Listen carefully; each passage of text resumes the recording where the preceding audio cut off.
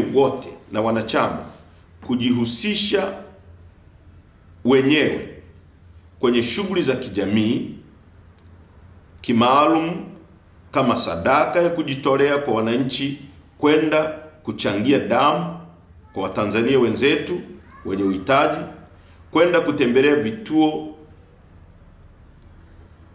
vya wenye uhitaji, yani watoto na wazee, na kuwapa faraja, kwenda mahospitalini na kuwapa faraja wagonjwa, kwenda masokoni, kwenye maeneo ya umma kujitolea kufanya usafi, kwenda kwenye maeneo ya umma na kupanda miti aidha ya matunda au ya vivuli, angalau ndani ya siku 30 kutoka tarehe ya taarifa hii tupande miti 1,000,000.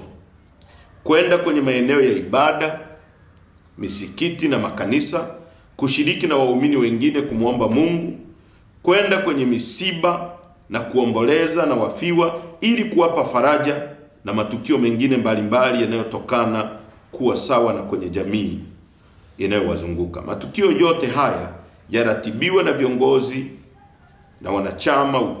Kwa wingi wenu muhusike kikamilifu katika matukio haya ya kijamii ambayo yanadumisha umoja na upendo wetu kama Watanzania.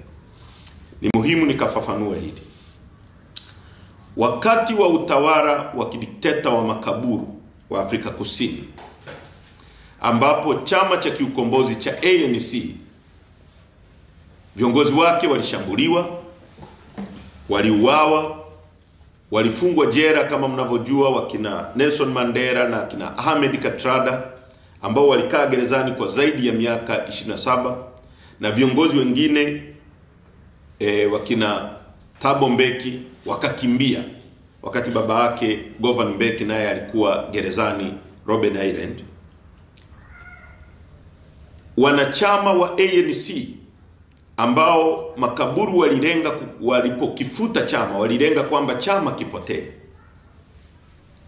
hawakuruhusu hiyo hali itokee.